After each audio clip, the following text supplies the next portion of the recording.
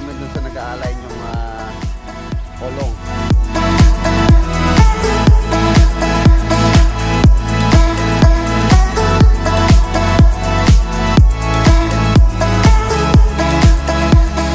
Lagyan natin siya ng pinaka-cantilever na 30 yan. Hindi po masyadong masagwa sa ilalim dahil po mag-expose. Okay na, bukas tuloy po yung buhos namin. Magbubuhos po tayo ng slab dito bukas, meter or 1 foot.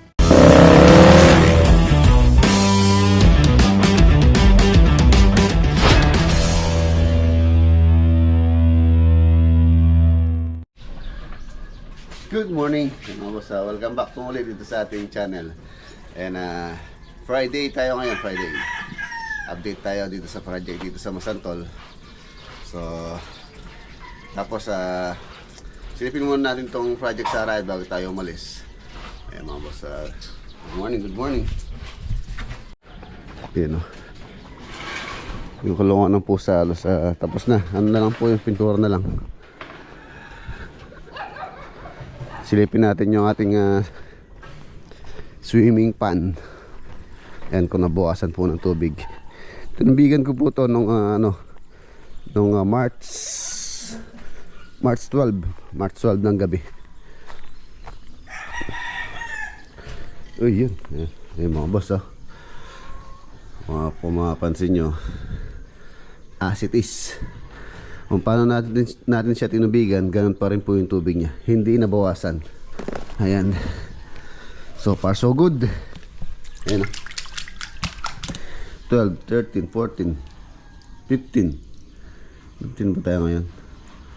15 tayo ngayon. So 3 days, halos 3 days na po yan na may tubig.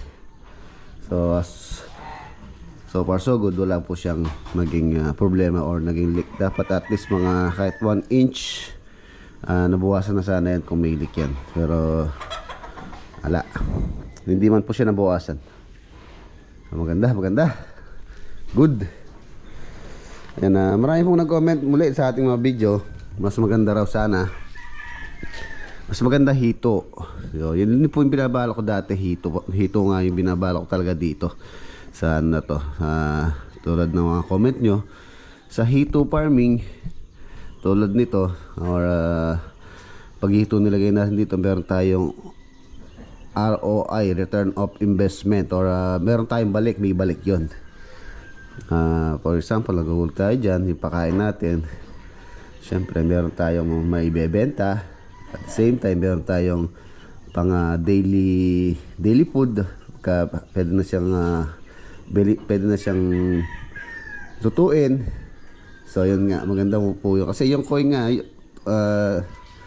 maganda lang siya, pero wala siyang tawag dito, wala siyang ROI or ROI. Ayan, nabubulol na tuloy ako. Pero for the meantime po, hindi ko muna siya lalagyan kasi summer season tayo ngayon dito. So magandang babaran to. Babaran muna. Pagka nagsawa na, doon natin siya lalagyan. For the meantime, ano muna natin yan, babaran muna. Babaran.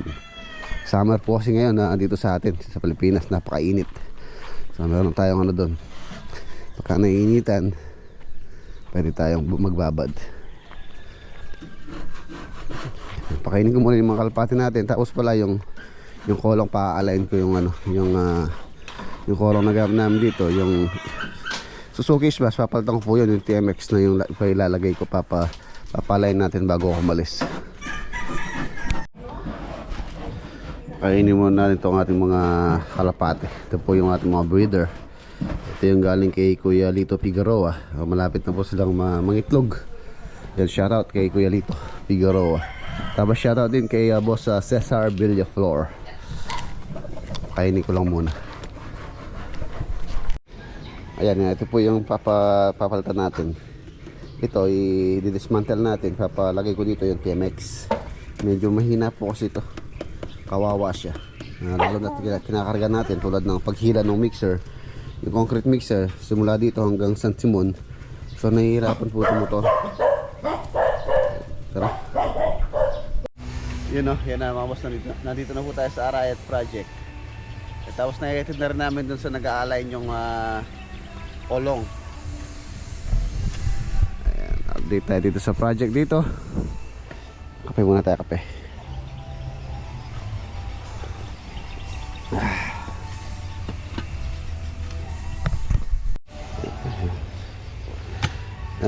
Itong hinukay ni Richard, ano po ito, dalawang column to na iisa na lang yung kanyang parilya, dalawang column na magkadikit. Tapos pati yung hinukay ni Jerwin. Bale yung total column nito, total na poste nitong bahay sa 14 na poste. Ayan. Siguro by next week doon kami makakapaglaglag ng ano, ng poste. Ayan, meron na po siyang tubig. So, tapanan natin yan natin submersible pump. Medyo matigas po yung ano, lupa. Saka mayroon po kain malagkit. Matigas na malagkit. Yun na mga boss, let's go. Ito tayo sa Masantol tuloy. Sa San Simon project. Ayan, tingnan po natin kung ma-schedule bukas yung buhos doon. So silipin natin sila kung kaya nating mag-concreting bukas dun sa taas. Bale, ang gagawin natin mga boss, magdadagdag po tayo ng mga tao. More or less siguro mga minimum na manpower na kailangan doon, siguro mga 20 na tao. Dahil medyo mataas na po yung ating bubuhusan. Nag-inquire po ako sa Ready Mix, hindi daw po pwede dahil hindi makakapagpwesto yung kanilang boom dun sa may area dahil may kuryente dun sa may harapan. Ayan. So no choice tayo, mag-ano tayo, mano-mano, mixer, concrete mixer ang gagawin natin sa pagbuhos doon.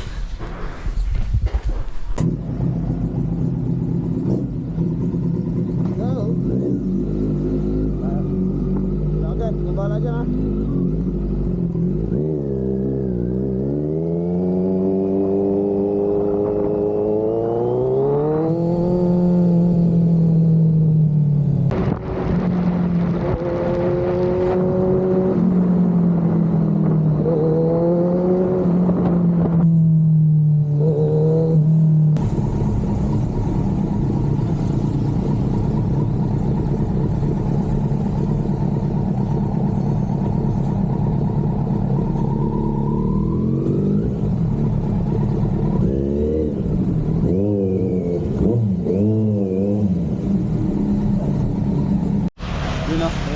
Nandito tayo.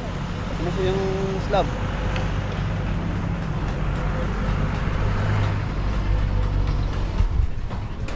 Ayan, prepare na. Tuloy ang buhos bukas. Ayan na siya.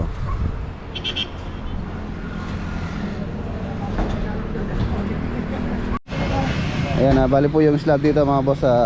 Inano natin, nilagyan natin siya ng pinaka cantilever na 30 cm kung saan yung mga floor drain niya isa ilalabas natin siya, hindi po sa loob. Ayan, kaya yung propose niyan, in-overlap natin yung pinaka slab natin para meron din siyang design sa ilalim. Ayan. Tapos yung floor drain natin mga boss, ginamit natin floor drain dito is itong Atlanta na 2x4 na PVC na floor drain, kung saan para hindi po masyadong masagwa sa ilalim dahil po mag-expose na po ito, expose na dyan sa may wall. Ayan, sa labas po siya. Kung mapansin nyo, ito na yung abang natin para sa downspout o floor drain.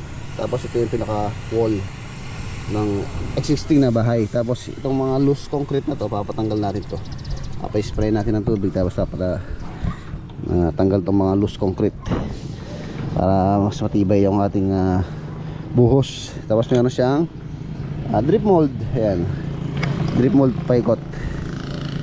Tapos meron siyang abang dito na ilaw. Tapos merong planted column po rito. So dito yung railing niya, paikot na tempered glass with a stainless railing. Ayan, okay na. Bukas tuloy po yung buhos namin. Magbubuhos po tayo ng slab dito bukas. So kailangan natin ng maraming manpower, at least mga 20. Kukunin ko muna yung sa Magalang tsaka sa Arayat project natin. So dito po kami bukas magsama-sama. para mas mabilis po kami dahil medyo mataas po ito.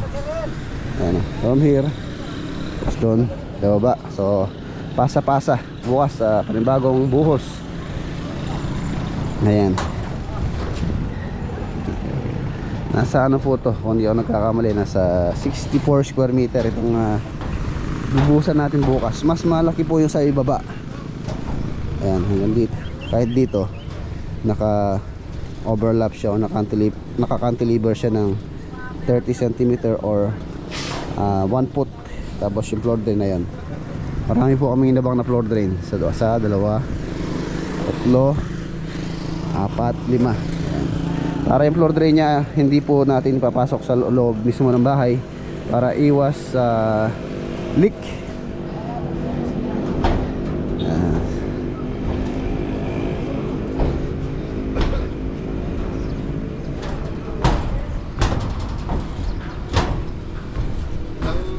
Ayan.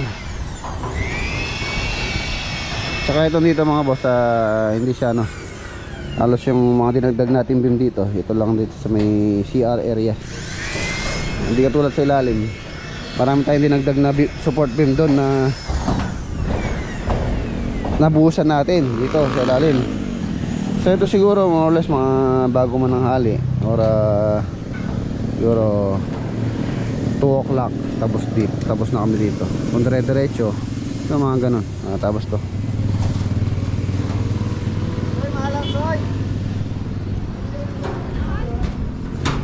i-prepare na natin ngayon. Naka-prepare na rin yung materials sa inyo, materials natin, buhangin, graba, ayan, semento meron na rin, yung concrete mixer nandito na rin po yan. Tapos pagka nabuhusan na to, next na rin sa waterproofing ang kausap natin dito. So baka pagka nabuhusan na, doon natin pa ocular visit sa kanila, sa ating supplier. Shout out. Nabintaran natin yung pinag-weldingan ng steel decking para hindi mag-rush or mga lawang. Ayan, tapos dito po yung kanyang pinaka-access. Ayan, dito yung hagdanan. Ayan, dyan.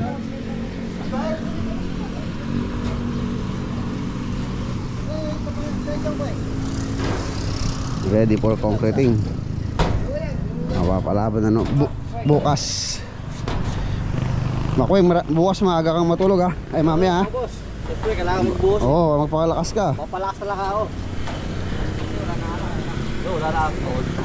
Pagkatapos magbuhos, kung walang uminom na eh. Ay, patay ako katawa ko. Pagod ako.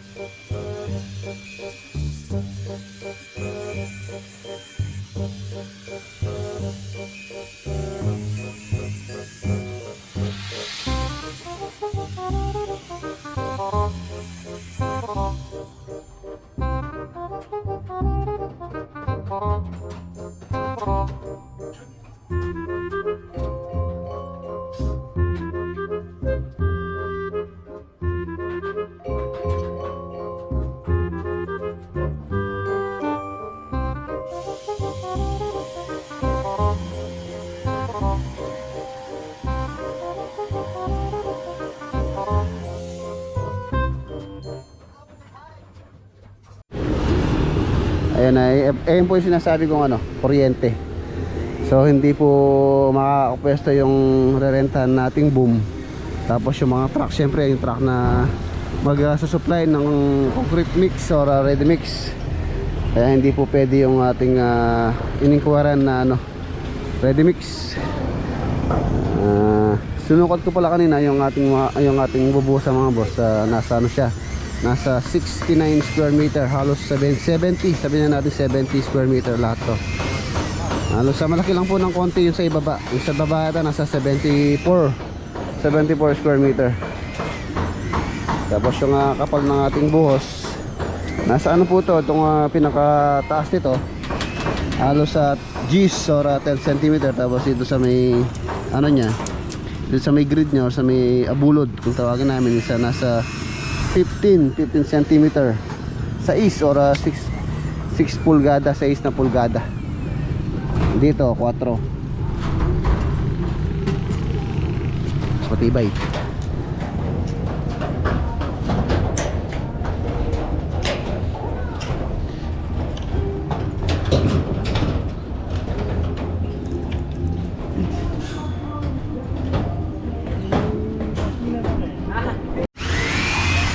Baka po itong ano to, itong tiles na to, itong X16 na to, dahil wala na kami makikitang tulad nito, tsaka medyo pangit din, di rin gusto nila Kuya Herman to, baka papalitan na rin po to, ibabaklasin na namin lahat yan para isang tiles na lang yan.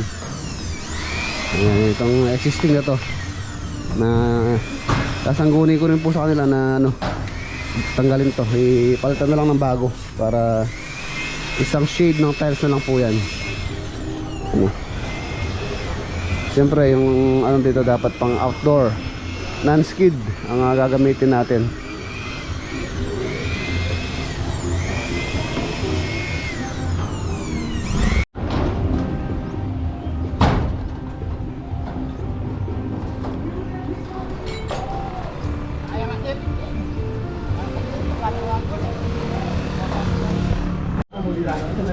Ayan mga boss, oh, ang ganda ng ano, ang ganda ng panahon.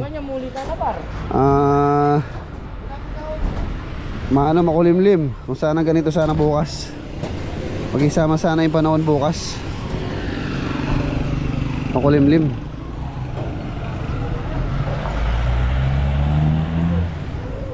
Bukas, so tuloy na yung buhos natin. Oy, Renin Kai! Silipin natin dito sa ilalim. Tukod. Tapos sa bukas dapat may tagalinis dito. Ayan. Bukas sigurado matutuluan yan.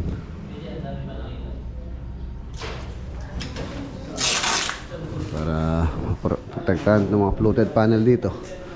Ayan, basta dito pagka na ano na po, inayos na. So pwede na natin ibalik yung dating ceiling nito.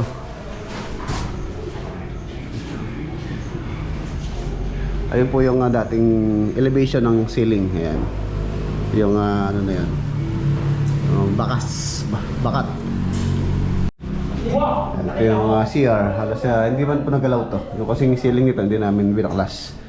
So walang nasira dyan or nagalaw. Ayan ito. Dating bintana na to na inopen na natin. Ito yung access nya. Saka isa yan. Bedroom. Meron siyang access dito sa balcony. Tapos yun nga, tulad ng sabi ko, dun yung access din. Access doon, spiral na hagdanan. Ang ganda-ganda nito pagka natapos. Hopefully sana magustuhan nila Kuya Herman tsaka ng De Vera family ang ating gagawin dito sa kanilang bahay. Ayan. Tapos meron pa po siyang canopy rito, paikot, na polycarbonate naman po yun. Polycarbonate. Sa ilalim po nitong nilagay nating pinaka canopy na naka-cantilever na slab. Ayan. Ayan. Tapos yung mga floor drain dyan na po sa wall, igagapang yun.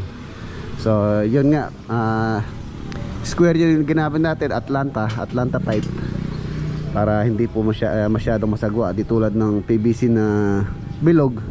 So halatadong ano siya, tubo.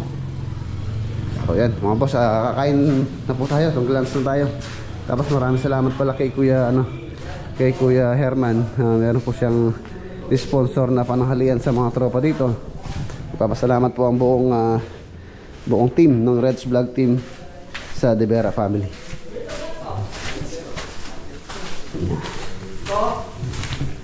Salamat po sa tiwala. Okay tayo.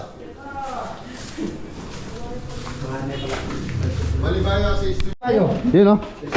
Barkay ba yung chapsuy? Hey, maraming salamat sa Tibera family, lalo na kay Kuya Herman. Ang dami, oh. Chapsuy. Chapsuy, isang katalalam. Oh, may pamiriento na. Yes, boss. Boss Ruel, shoutout naman dyan, oh. Okay, happy birthday pala kay Payo Roel. Birthday niya nung Sunday. Ay, Sunday nung... Oh, Sunday pa rin, Monday. Monday. Birthday niya po. Ano siya? Dibu niya. Dibu. Happy birthday. Ito, masarap po. Masarap, Okay na kayo. Ay, yun, masarap po. Dami, oh. Tatlong putahe, tapos meron pang meriendang palabok. Sarap. Kain po tayo. Ang gusto ko. Gulay. Gulay tayo. Chapsuy.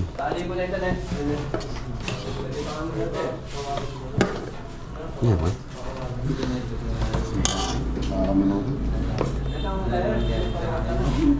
Hey.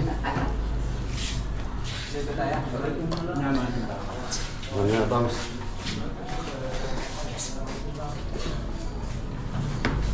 Yari ka. Pumupuro ka na daw. Oo, wala ka na. Umingo. Bingo! Sarap po. Hinudo. Kweng. Kain ka na, Kweng. Kain, Kweng, ha?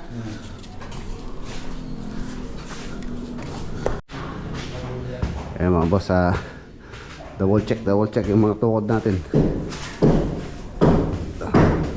Dahil bukas, puring na po tayo.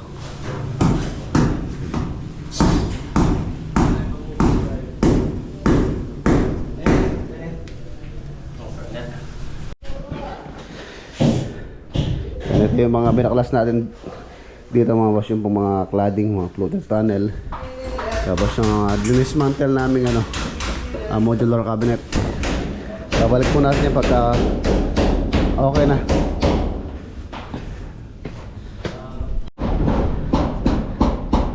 Yun yan dito, okay na dito. Halos sa bukas spray na po natin ng tubig para matanggal yung mga yung mga tira-tira pang concrete, loose concrete. Okay na po yan. Yung mga electrical nakabang na rin.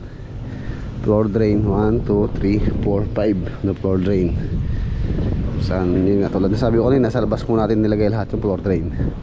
Wala na sa loob ng bahay.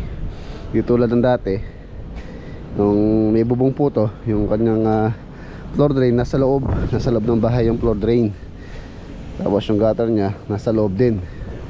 So doon po nagka-problema din. Ayan, prom roof. Ito dati pong bubong to.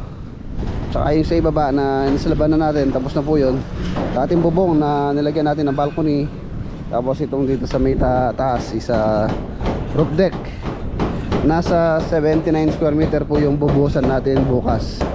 So siguro pati yun 70 pala, 70. Siguro pati yun halos nasa ano din po ito. Naglalaro sa 100 square meter ito. Pati ito kung susumahin to, kung sasali to. Ito nasa 70. Yan bubuhusan natin tomorrow. Okay. So pupuntahan ko yung mga tropa yan. I-inform ko sila yung mga kukunin nating mga karagdagang reinforcement dito. Kailangan natin ng reinforcement dito, gawa nung medyo mataas. Dahil po na po ito, third floor. Kailangan natin matapos ng isang araw yan. Hindi pwedeng tigilan. Dahil doon po nagsisimula yung pagka meron siyang construction joint, yung tagas tulad dito. Ayan, tulad yan, isa construction joint na yan. Kailangan natin lagyan na ito grout construction joint para iwasan natin leak.